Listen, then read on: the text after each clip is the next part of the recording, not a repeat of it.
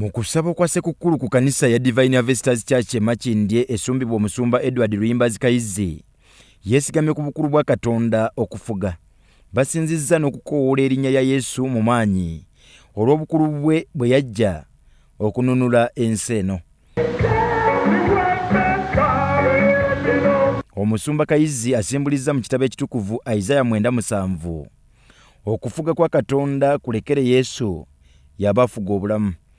Nga Katonda omuyinza w'ebintu byonna abikkulira Nabbi Isaaya ng'ebula emyaka 7 Kristo Yesu azaalibwe ng'alaga nti okufuga kwe n'emirembe tebigenda kukoma kweyongerayongeranga. Kakati olaba pulaani ya Katonda eri omwana w'omuntu nga Yesu Kristo tannabaweka ku nsi, Katonda abikkula amaanyi n'obuyinza n'okwagala n'essuubi eri omwana w'omuntu. Omusumba Kayizi agamba Esiriya abadde pulezidenti ali mu buwaŋŋanguse e Russia ng'okufuga kwe kwabadde kw'abaana b'abantu. Okusaba okutegekebwa ekkanisa ya House of Prayer Ministries International nga 3 Desemba okubulako ennaku 5 zokka, omusumba Kayizi akubagulizzaako obutakusubwa kukananira ndi. Jangu n'ekitabo kyo, jangu ng'owandiisa agamba nti okwolesebwako kuteeke mu kitabo, teeka okwolesebwako mu kyawandiikibwa, teeka okwolesebwako kyo mu kisomebwa.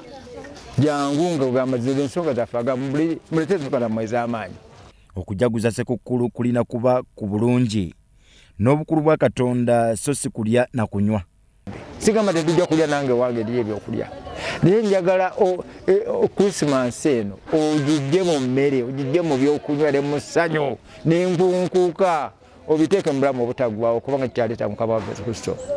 Kisa kya Katonda nsaba kikuluŋŋamize obutegeera n'okumanya tugenda kubeera balamu kubanga yajja kutuwa bulamu. Byakyambadde Lawrence akuyita mu Vision Night nga 3 Desemba ku Kananirandi.